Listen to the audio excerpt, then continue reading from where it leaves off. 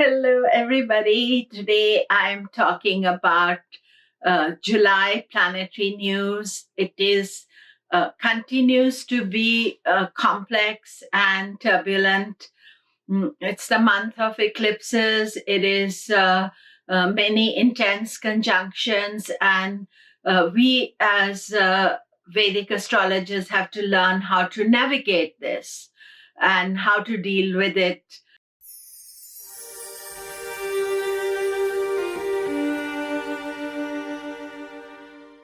Hello, I'm Komilla Sutton.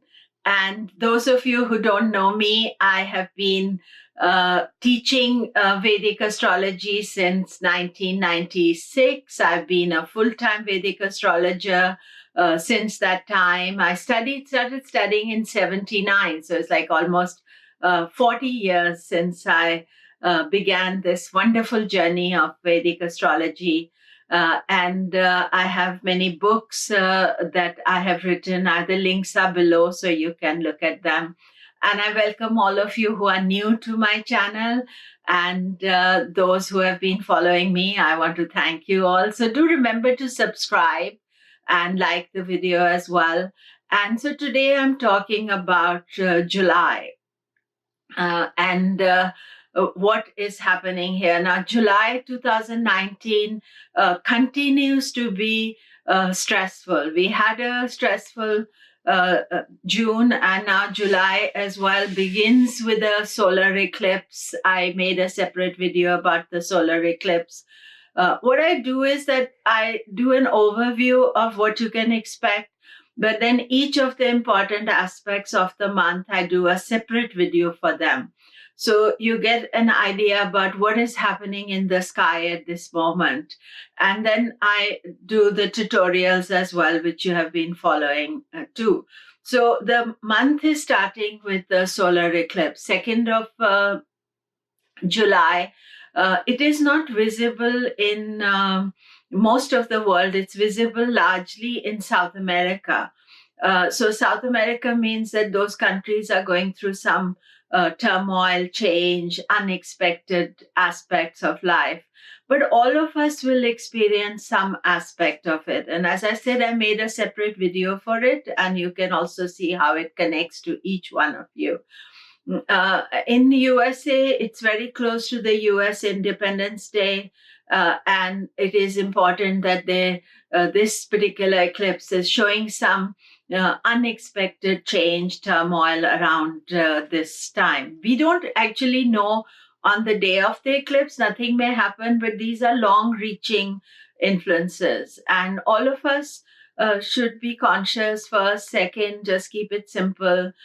And there is continuous unexpected energy throughout the month, so to be conscious of it. Then from 7th to 9th, 10th of July, there are various things happening. On 7th, Mercury turns retrograde, Mercury, Mars go into war, and Sun is conjunct Rahu, opposite to Saturn, Ketu. So many different aspects together happening. That means this is quite unsettled time. And also it's in between the two eclipses. So we need to be very conscious of these dates. And especially, you get a Sun-Saturn opposition once a year. You get Sun-Rahu conjunction once a year. But what you don't get is this tight Sun-Saturn opposition and Rahu conjunction at the same time with Ketu opposition. So it is not very easy. That is on the 9th. Remember, all the timings are for California, so it could be a little bit early or later depending on where you are in the world.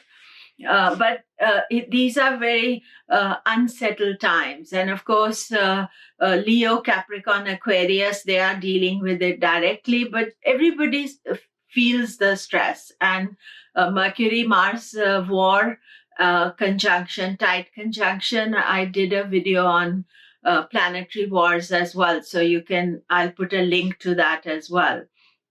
And then there is Mars continues debilitation throughout this month. Mars is debilitated, and Mars will be in Cancer.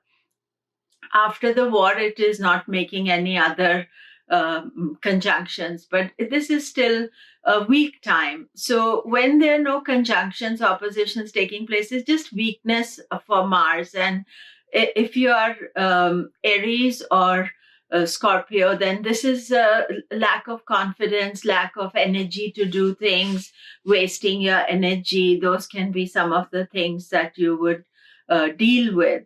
Then we have this partial lunar eclipse, although the eclipse is partial lunar eclipse, but it is on some very important days. There is the Guru Purnima that day, Sun Sankranti, end of Uttarayana,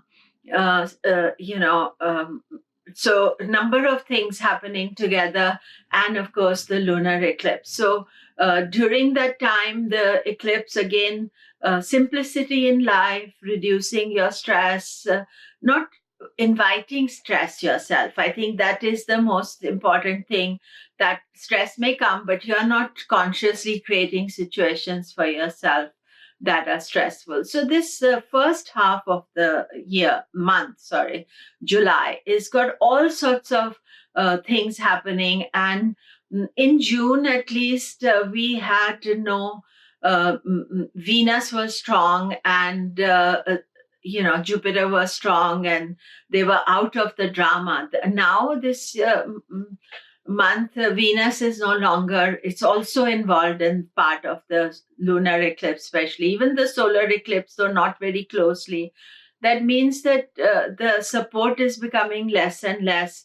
We are getting more and more frazzled and irritable, and you see everybody, including myself, we've seen some things not working, some sadness and complex situations coming our way. So we've got to be, as I said, stay calm, be restrained. Restrain is good.